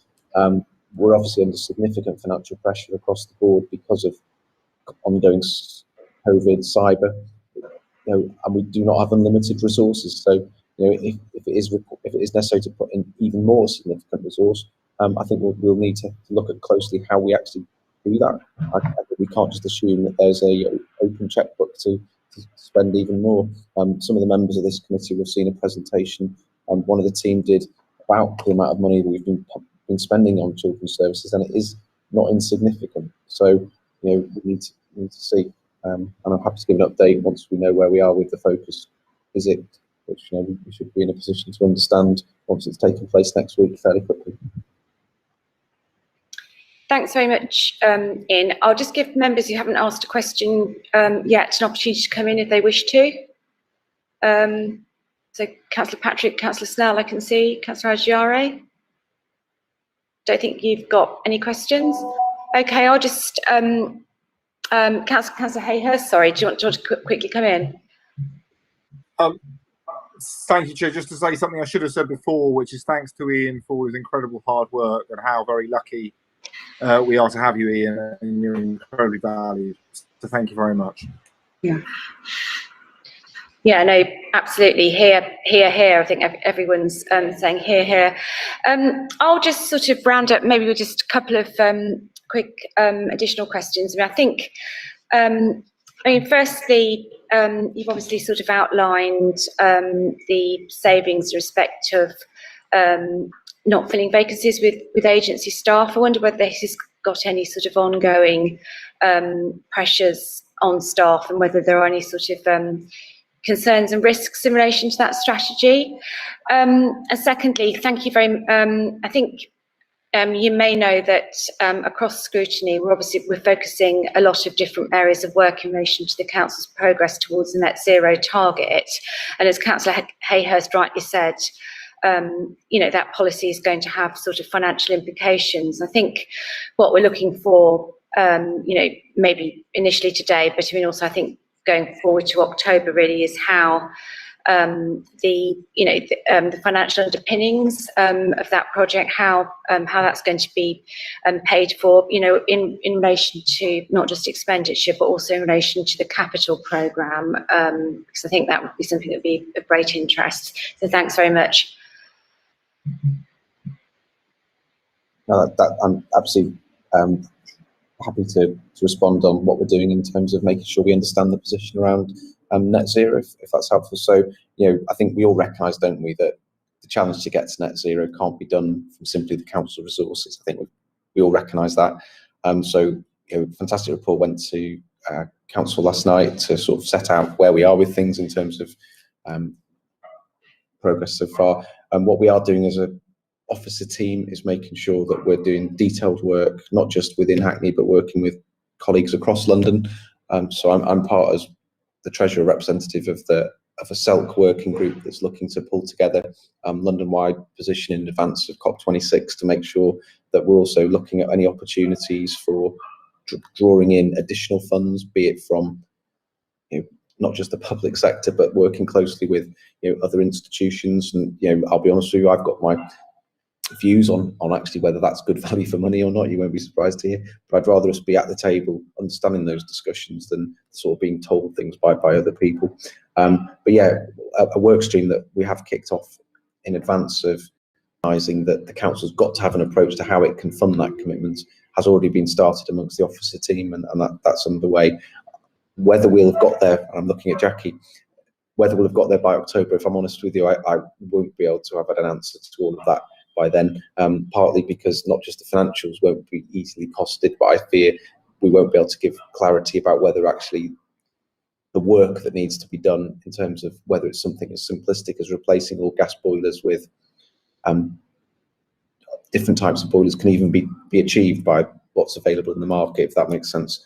But we can certainly give an update of the work we've been doing and the challenges we've got in maybe getting to an answer that says the number is whatever million. I think we have had some high level consultancy work done, but the detailed specifics I feel we still need to do more work on. That's really helpful. If you could just also maybe briefly touch on the risks in relation to the staff, and then we'll let you go. So, I think you want a CTRS item, don't you? As well? Yeah, we do need you. Yes, yeah, so, well, that. No, on the vacancy factor, as I said earlier, it wasn't an initiative I brought in lightly, that I recommended to members lightly. It was one that I've seen work in other places, but it does feel to me that we've got, having done so much work to bring so many services back in house, and isn't it fantastic? Seeing people who are now cleaning offices in this building, actually decked out in Hackney uniforms, not in uniforms from other companies, albeit even having to wear their own clothes in some cases. Actually, and they're really proud, aren't they, to actually be doing that? I was fortunate enough when I got my second job at the HSC the other week, actually seeing the cleaners there in their Hackney uniforms. I think we all took great pride from that, and I know from talking to them how much they really appreciate and value being part of our workforce. But notwithstanding that, I still don't think it's right that we're spending the best part of 35-40 million pounds on agency staff when actually we need to even make sure we're addressing issues with our workforce in terms of poor performance or non-delivery. And actually, I just feel that 3.5% figure, which is a lot lower than other councils, is deliverable. And I think from what I've seen from the outturn forecast for the current year, in fact, we've managed to hit and are forecasting 95% of that £6 million, shows to me that we're there or thereabouts. And you would all hear a lot more noise from the budget holders that I know and service managers I know you all talk to, if it was a real issue, or see the impact in the services provided.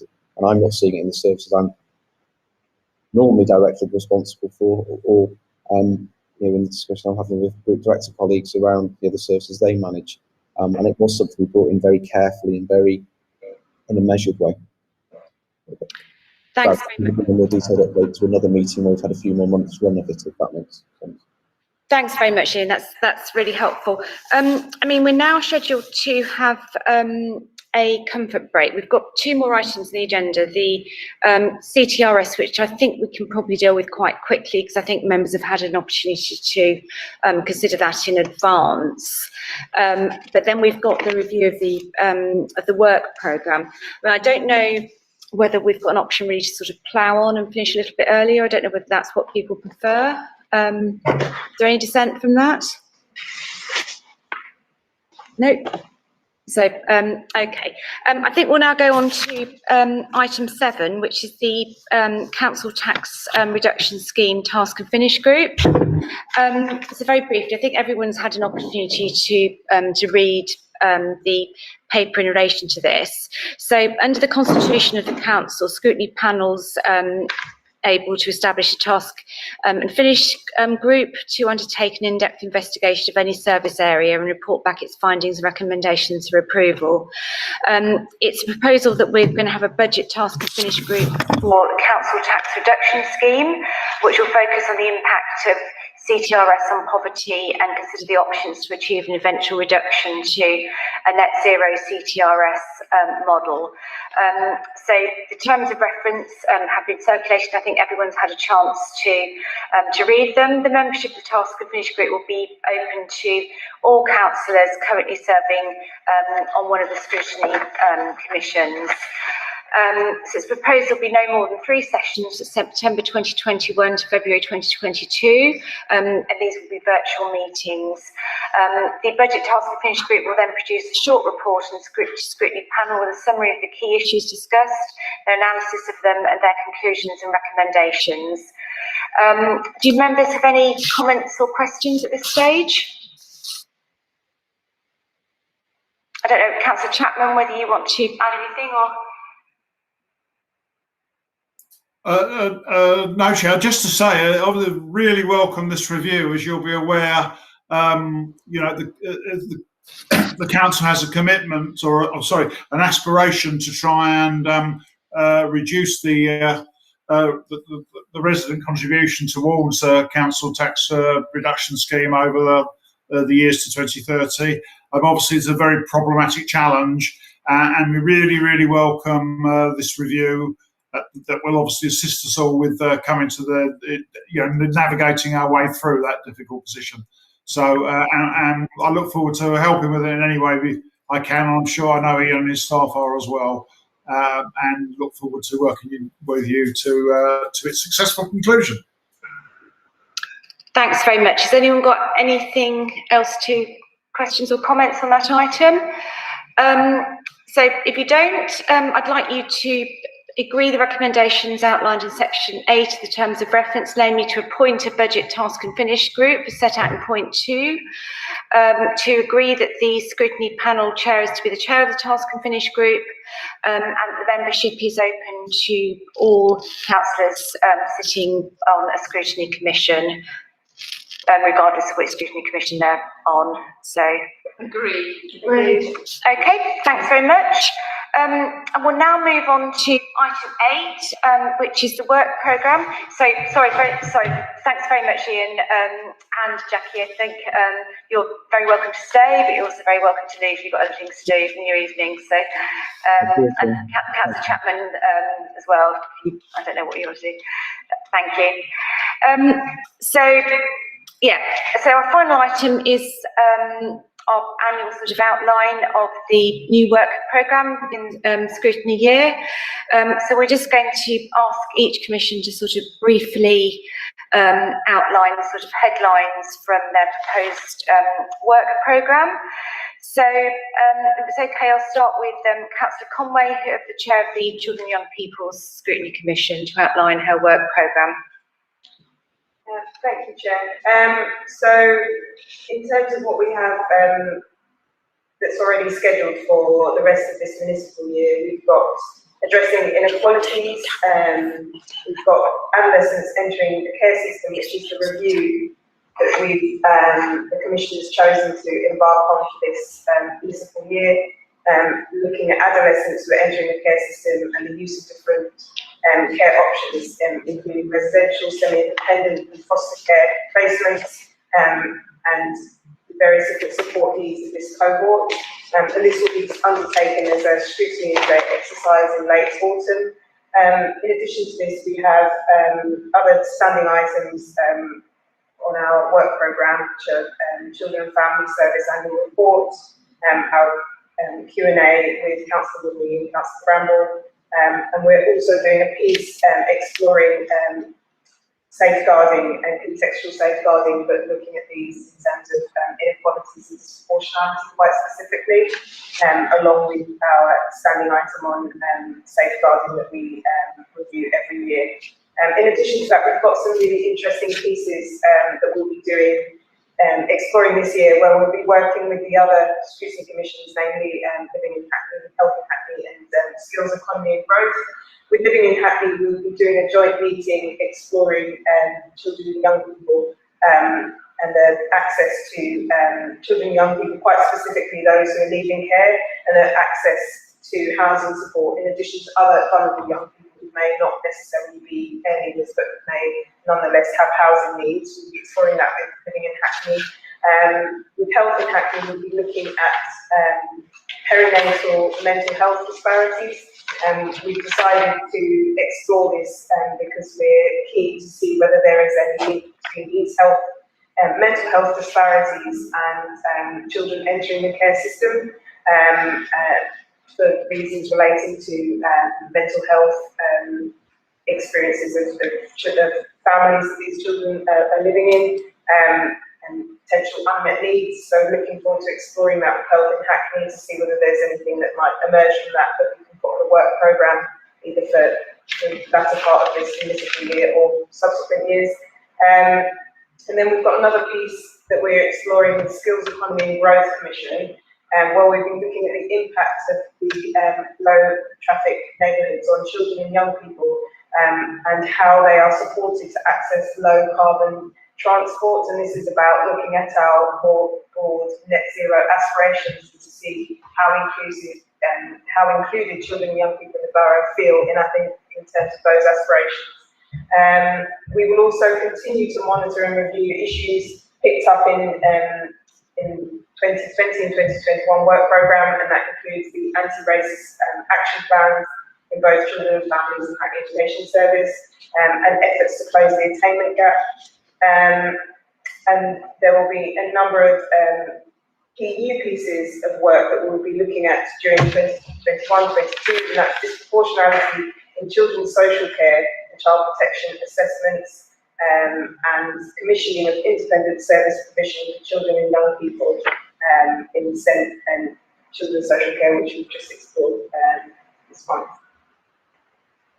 Thanks very much, Councillor Conway. We can have some questions and discussions at the end. I'll now invite Councillor Ben Hayhurst to outline. Sorry. Thanks, Chair. Let me just, if I can, just pick on a few areas. One area that we're maintaining a close eye on is the white paper that's coming down. People may have heard of the acronym ICS, Integrated Care Systems. Essentially, this has changed the whole sort of structure of the health economy throughout the country and how they operate. We previously had a CCG, which was Hackney-based, which had its own pot of money, which funded the Homerton, and everything was very local within that. That's now changed. Essentially, there's a much wider footprint at a North East London level, covering about 7 boroughs, that now sort of holds that purse string, holds that commissioning power.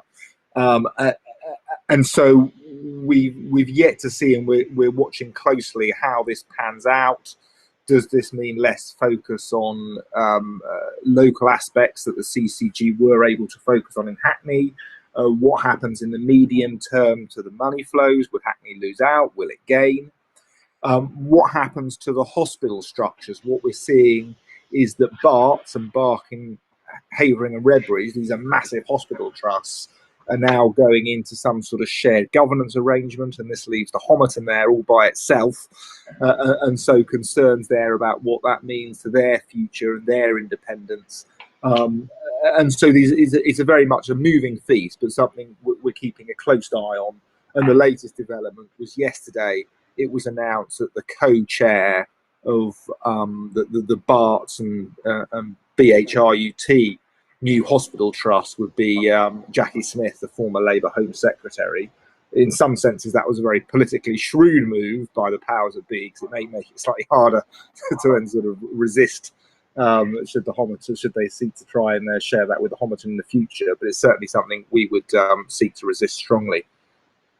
So we've got that going on. We're constantly looking at the COVID situation and receiving monthly updates, both at a Hackney level and a North East London level, and with relation to the vaccination rates. We have got some of the lowest in the country, if not the lowest in the country. But what you have to bear in mind is there are many demographic reasons and factors for that. That's not because our doctors and nurses aren't working incredibly hard there, but trying to break down the barriers for that. In our last session, we've heard things to do with the 18 Medics private takeover, and we got a commitment from the from the local health leaders that anything like that would now go to committee and not just be rubber stamped through. And indeed, one further action following on that is to write to the Secretary of State, which I'm due to do, to suggest that in fact, if there is a future takeover, it has to go back to re-procurement, as opposed to essentially just, it's otherwise very difficult for anyone to intervene at a takeover stage, and that's opening the gateway for private providers to be able to do that. We're looking at hospital developments, so we've had the Whips Cross is happening sort of outside our patch, but will impact upon it, and increasingly there's talk about the St Leonard's site and the Homerton leading the way there as to what opportunities could be there. So we're keeping a very closeful and watchful eye upon that, and Health Watch, who's the third sector organisation, the patient voice in the sector, has held a recent event upon that. And another area is, obviously, as you can all imagine, with the impact on COVID, elective surgery and the elective non-immediate priority care has somewhat fallen to one side, and it's how the hospitals build back from that. I mean, I think you've got over 14,000 people who've been waiting for more than a year in the North East London sector at the moment. Now for that to be the benchmark is incredibly worrying. And so it's keeping a watchful eye on that. And I think Councillor Conway's already referenced the joint work we're doing in terms of disparities in terms of maternity. Thanks very much, Councillor Hayhurst. I now invite Councillor Patrick to outline the work programme for living in Hackney. Thank you. Thank you, Chair. We haven't got a detailed programme as yet, unfortunately. I haven't had the time to work with Tracy to get the detailed programme. But one of the things, our major scrutiny item this year is going to be net zero net carbon, which is one of the council's big commitments. We feel that it's important to look at some of the work that the council is proposing on this. The council has a really good record so far on the work that it's done around transport and reducing air pollution on this subject, but we want to take this further, and we want our speciality. We want to look at particularly this work around buildings and solar power, and how our buildings are built, the energy that goes into building them, are they sustainable for the long term? Also, we want to look at electric charging points. Are the council providing enough electric charging points? Are they in the correct place? How much do they charge? I believe that people who have their own electric charging points in their own homes can charge their properties at a lot cheaper rate than those on the street, and we have to look about how we can equalise this. As Councillor Conway said, we are planning to do work around with children's scrutiny around the housing for our care leavers, who we are their corporate parent, and we have to make sure that they're housed appropriately and also in the best possible way. One of the other things we intend to look at is energy and the council's energy management processes, our strategy for our own buildings, for our public buildings, and through the planning policies. We intend to look at housing. We want to look at the council as the council's own stock and how we've responded to Grenfell, and especially around fire safety. I think the council's got a story to tell around its work around fire safety in our blocks, but I think we need to check, as a responsible authority, I think we need to check what we are doing in a public manner and check that we are doing the correct things. We've mentioned private sector housing. If we have time, we'd like to look at the licensing scheme, which already operates in 3 wards in this borough, and to look at the implementation in those 3 wards and see whether there's the evidence to roll it out across the borough, which will be important for those living in private accommodation. We recently had a meeting. Our first meeting was on trust and confidence in the police and inclusive policing, which is a follow-up meeting. That's the 3rd meeting we've had with the police on this issue, and we hope to come back to it, but that will probably be in the next municipal year, and that'll be up to the next commission to decide. The other piece of work we'd like to do is around the rebuilding of Kings Hall Leisure Centre, and we intend to follow that through as a live project. We hope to start that in March, when the first tranche of work will be maintenance work that will stop the building falling down. I think we've already agreed the money's just been agreed in the capital programme, and was announced in the financial report that was given to this meeting earlier. And then there's extra money that's been allocated to for architects and to look at rebuilding Kings Hall on the same site with better facilities for the 21st century, and provide a new leisure centre for the people of Hackney. Just like we've just done in Shoreditch, where we've just opened the Britannia Leisure Centre for the people of Hackney.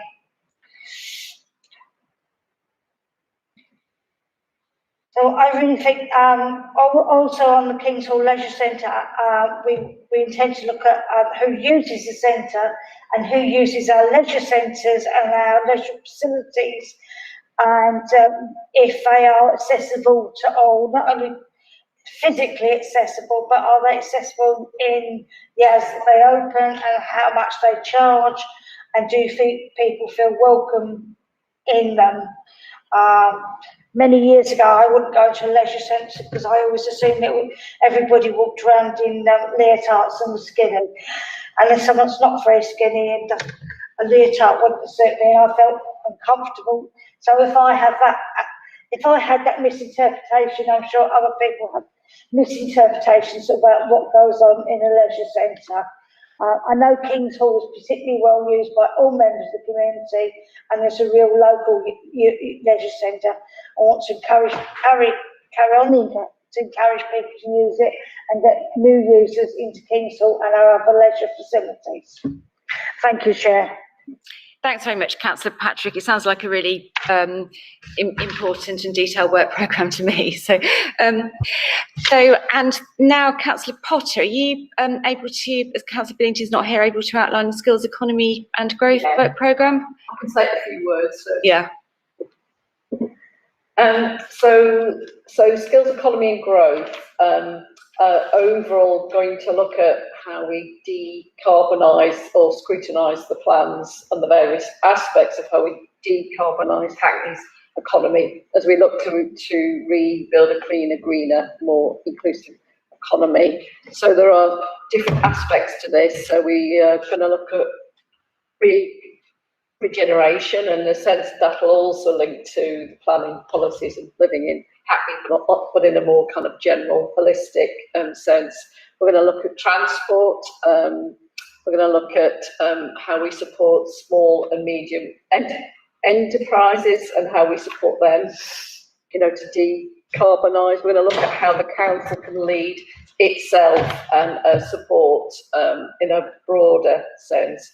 We're going to look at the kind of skills, the opportunities, and perhaps some of the changes that need to be made to support greener economy, and underlying all of this is going to look at it in the context of a just transition so that everybody benefits from this move to a greener economy, and no one is left behind. Additional work, skills economy and growth will also be doing. We'll be doing a piece on the nighttime economy. We'll be looking at how communities are involved in generation. We'll be looking at the future of high streets and how we support micro businesses and the voluntary sector.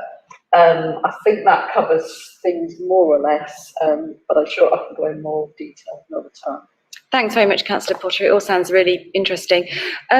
Yeah, so just really briefly on the sort of the Scrutiny Panel work programme, we've got 4 meetings, and I think the big themes this year are, like all colleagues have mentioned, the net zero target, and I mean, I think that's something that we are sort of working in coordination across Scrutiny to examine that in the round and support, as a scrutiny function, the council's progress towards achieving net zero, and that is going to be the focus of the next meeting in October. We've already asked Ian Williams and his team for more details in relation to the financial underpinnings of that programme, but I think there's going to be a particular focus in that session really about how that work is coordinated across the council and where the responsibility lies. So, I mean, another theme obviously is coming into this challenging financial year. We've already had the financial update, and we're going to be doing regular budget scrutiny, and that work is going to continue to be coordinated with audit. Obviously we have separate functions, but it's only right that we sort of work together in order that the work can be most focused and most effective on behalf of the people that we serve. In addition, picking up from the work that we've done in previous years in relation to poverty and equalities, and how these, how our policies, which have now outlined in the new corporate plan, are achieved across the council. We'll be looking to have a session as soon as possible in relation to the council's larger poverty strategy, which forms a part of the new corporate plan, and also picking up the strands of work from the really important session we had on food poverty and how people in the voluntary sector have come together across Hackney really to tackle that through the pandemic and going beyond the pandemic. We'll continue to be focusing, obviously, we're going to have the Mayor's question time and the Chief Executive's question time in February. So it's obviously a sort of very important time towards the end of this session of the council for them to outline their priorities. And I think it's really, I think on sort of behalf of Scrutiny, as we're coming towards the end of this council cycle, and also hopefully emerging from, at least from the worst, the pandemic. I think it's really exciting how much energy this is still in Scrutiny as well, and how how much we're using our resources in order to look at really important issues in detail on behalf of people of Hackney. So that's a very brief canter through the Scrutiny Panel work programme. Obviously, it will be unfolding in consultation with colleagues. And then obviously we've also got the budget task and finish group, which is be something that we'll be working on as well. So I don't know whether, I think Councillor Attajari, whether you want to add anything, because you haven't had a chance to speak yet. I think Councillor Snell's had to leave the meeting. There isn't as such, but I think in terms of the programmes we've all got moving forward, I think they're really positive, and kind of in terms of our borough as a whole, I think they are totally inclusive. Oh, I'm very sorry, and bring forward a lot of new kind of ideas and opportunities for the borough as a whole. So thank you. I think that's all I've got to say, Chair. Thanks very much, Councillor Adjari. Welcome to your first meeting. Sorry, I should have said that, and Councillor Potter as well at the beginning. Has anyone got any questions or discussion about the work programmes? Don't think so. Shall we then now move on to agenda item 9, so minutes of the previous meeting and matters arising. As I think I mentioned earlier, we're looking at some conclusions and recommendations from the food poverty item, and we'll be working on that and we'll be circulating it to members. Are there any other matters arising from the minutes?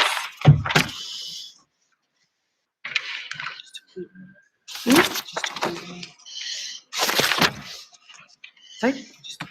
Yeah, and minutes agreed? Agreed, thank you. So I think we can now move on to item 10. Is there any other business? Nope.